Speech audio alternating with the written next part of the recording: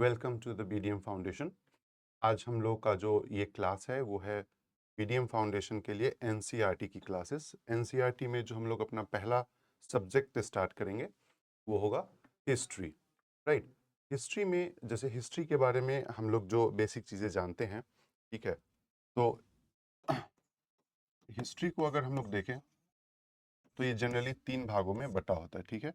एक ancient history, एक medieval history और एक मॉडर्न हिस्ट्री, ठीक है।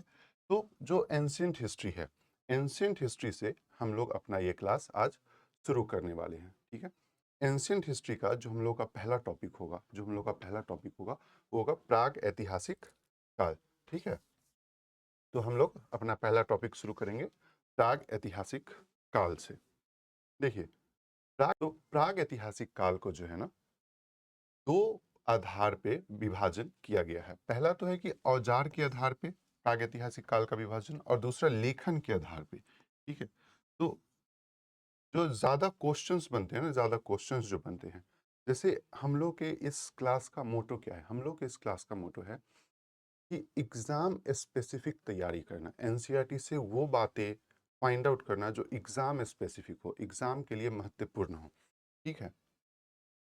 तो सबसे पहले तो हम लोग देख लेंगे कि लेखन के आधार पे विभाजक क्या होता है। लेकिन ज्यादा क्वेश्चंस जो हैं वो बनते हैं, अगर प्रागैतिहासिक काल से एग्जाम में क्वेश्चंस आते हैं तो ज्यादा क्वेश्चंस बनेंगे औजार के आधार पे, क्योंकि ये सेक्शन बहुत छोटा है, ठीक है। तो हम लोग देखते हैं पहले लेखन के आधार पे जो है वो विभाजन, ठीक है।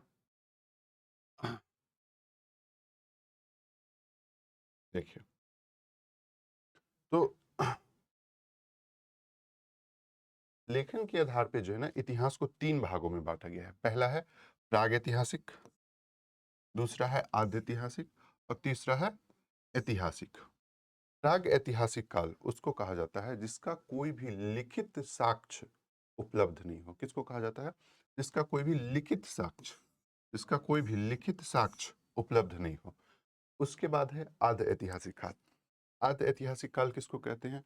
वो काल जिसका लिखित साक्ष्य तो उपलब्ध हो, ठीक है, लिखा हुआ तो हो लेकिन पढ़ा नहीं गया हो अभी तक। क्या नहीं हुआ हो? अभी तक पढ़ा नहीं गया हो। क्लियर है बात? तीसरा है ऐतिहासिक काल, वो काल जिसके बारे में लिखा भी गया हो और हमारे पास उसको पढ़ा भी गया हो, ठीक है। ऐसे काल को ऐतिहासिक काल कहते हैं।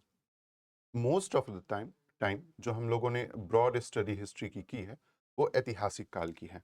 जैसे आपको मैं बताऊं, सिंधु सभ्यता है, ठीक है। सिंधु सभ्यता किस सेक्शन में आएगी? सिंधु सभ्यता आएगी आद्य ऐतिहासिक काल में। क्यों? क्योंकि उसका लेखन अवेलेबल है लेकिन वो अभी तक पढ़ा नहीं गया है, ठीक है।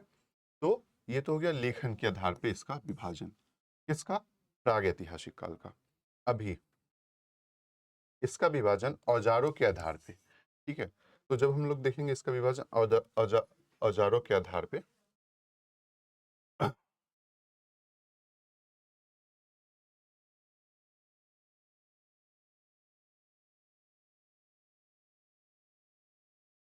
आप ऐसा मानकर चलिए कि जितना भी क्वेश्चंस होगा ना इस सेक्शन से, इस चैप्टर से जितने भी क्वेश्चंस होंगे, सारे के सारे क्वेश्चंस हम लोग यहाँ पे आराम आराम से धीरे धीरे कवर करके ही जाएंगे। ऐसा कुछ भी नहीं होगा जो हम लोग इस क्लास में करें और एग्जाम में आए और हम लोगों से छूट जाए। नहीं, ऐसा नहीं होगा। प्रागैतिहासिक काल से अगर क्वेश्चंस आएंगे तो इस क्लास से सारे क्वेश्चन सॉल्व होने ही होने हैं, ठीक है। वही मैं आपको ये भी बताऊंगा कि आखिर क्वेश्चंस आएंगे कैसे, क्या क्या क्वेश्चंस बन सकते हैं। हर एक टॉपिक में जैसे जैसे क्वेश्चंस बन सकते हैं वो सारे के सारे मैं आपको धीरे धीरे इसमें बताते चलूंगा। देखिए, तो औजारों के आधार पर जो विभाजन होगा, औजारों के आधार पर जो विभाजन होगा उसमें सबसे पहला आता है पाषाण युग, स्टोन एज, ठीक है। स्टोन एज को ना हम लोग तीन भागों में बांट देते हैं, ठीक है। स्टोन एज को हम लोग तीन भागों में बांट देते हैं। एक पूरा पाषाण, दूसरा मध्य पाषाण, तीसरा नव पाषाण काल, ठीक है। पूरा पाषाण को ओल्ड स्टोन एज, मध्य पाषाण को मेसोलिथिक और नव पाषाण को नियोलिथिक एज कहा जाता है। इसके बारे में ज्यादा से ज्यादा क्वेश्चंस हम लोग देखेंगे अगले स्लाइड में। अभी अभी हम लोग बस ये डिवीजन देख लेते हैं कि क्या है, लेकिन आप ये समझिए कि बहुत सारे क्वेश्चंस जो बनेंगे वो यहीं से बनेंगे। अगर प्राग ऐतिहासिक काल है, उसमें इंपॉर्टेंट जो है वो औजारों के आधार पे विभाजन है, और उसमें भी इंपॉर्टेंट जो है वो है स्टोन एज। स्टोन एज से बहुत सारे क्वेश्चंस यहाँ पे बनते हैं, ठीक है। ऐसे क्वेश्चंस कि सबसे पहली बार खेती के साक्ष्य, सबसे पहली बार जो है सो पत्थर के औजार, ये सारा कुछ हम लोग अभी धीरे धीरे करके देखेंगे। किस में आते हैं ये सारे कुछ, सब कुछ आएंगे स्टोन एज में। जो दूसरा एज है वो है ब्रॉन्ज एज। कौन सा है? Bronze age. ब्रॉन्ज एज जो है ये यहाँ पे धातु का प्रयोग तो शुरू हो गया था, लेकिन लोहे का प्रयोग नहीं शुरू हुआ था, ठीक है। इसमें कौन सी धातु? तो तांबा और टीन को मिला के जो कांसा बनता है उसके हथियार का प्रयोग होता था, इसीलिए इसको जो है सो ब्रॉन्ज एज कहा गया है। सिंधु घाटी सभ्यता जो है वो जनरली ब्रॉन्ज एज में ही अवस्थित मानी जाती है। क्लियर है मुद्दा? ठीक। अभी देखिए तीसरा और महत्वपूर्ण इस्तेमाल है वो है लौह युग का, आयरन एज का। यहाँ पे ही लोहे का इस्तेमाल शुरू हुआ, और सिंधु घाटी सभ्यता के बाद, ठीक है, जो भी सभ्यता आई उनको लोहे के इस्तेमाल के बारे में पता था, इसलिए इसको आयरन एज कहा जाता है, ठीक है। यहाँ तक बात हम लोग का क्लियर है इस स्लाइड पे। देखिए एक चीज जो मैं आप लोगों को बताना चाहता हूँ वो है कि आखिर अगर क्वेश्चन को टफ किया गया किसी भी एग्जाम में, ठीक है, मोरलेस जो हम लोग का ये प्रिपरेशन है, ये मानकर है कि हम लोग दरोगा के एग्जाम के हिसाब से, बिहार दरोगा के एग्जाम के हिसाब से क्वेश्चंस देखेंगे, या किसी भी बी ग्रुप लेवल के एग्जाम के हिसाब से। तो अगर क्वेश्चन को भारी किया गया तो क्या क्या वो लोग टफ करेंगे? क्या वो लोग टफ कर देंगे? वो लोग बस इतना कर सकते हैं कि अरेंजमेंट्स दे सकते हैं कि आखिर कौन ऊपर है, कौन नीचे है, कौन आगे है, कौन पीछे है, ठीक है। देखिए, तो कृषि के साक्ष्य जो है, ठीक है, अभी तो हम लोग इसको देखेंगे, हालांकि आगे चल के। तो मेहरगढ़ कहाँ पे है? मेहरगढ़ जो है ना, मेहरगढ़ जो है ना वो है पाकिस्तान में। कहाँ पे है? पाकिस्तान में। क्लियर है ये बात? दूसरा बुर्ज होम कहाँ पे है? बुर्ज होम है जम्मू कश्मीर में, ठीक है। बुर्ज होम में क्या मिला था?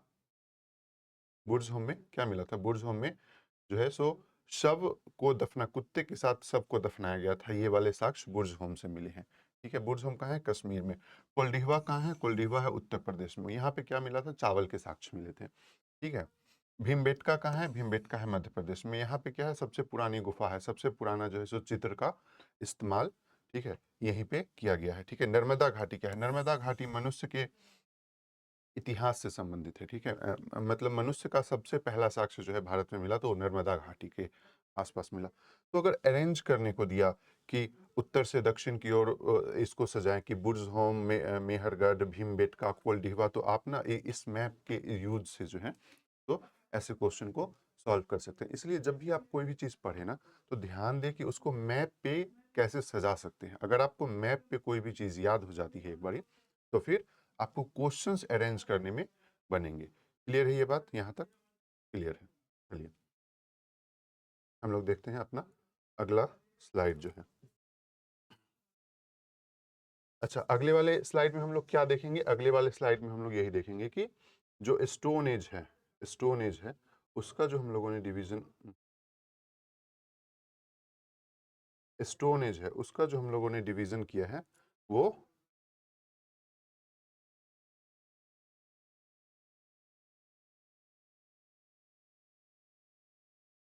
तो ये है हमारा अगला स्लाइड। मैंने बोला था कि इस स्लाइड में जो हम लोग का सबसे मेन सेक्शन है वो यही